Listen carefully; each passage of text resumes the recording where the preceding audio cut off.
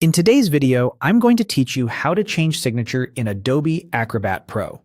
If you've ever set a signature and later needed to update it, maybe your job title changed, you switched to a clearer style, or you want a higher quality image, this quick walkthrough will show you exactly how to replace it cleanly and confidently.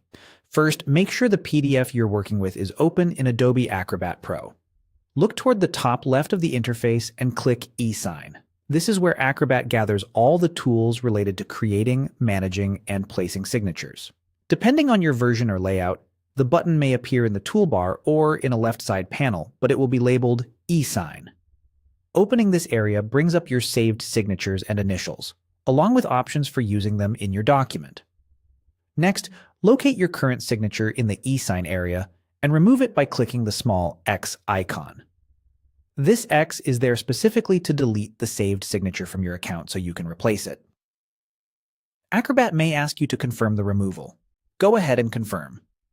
It's worth noting that Acrobat doesn't let you edit an existing saved signature. You have to delete it and create a new one. Removing it here ensures the old version won't keep reappearing when you place signatures in other documents. With the old signature removed, create a new one. In the same eSign section, choose the option to create or add a new signature. Acrobat typically gives you three ways to do this: type, draw, or upload an image. If you type, pick a legible style that matches how you want your signature to appear professionally.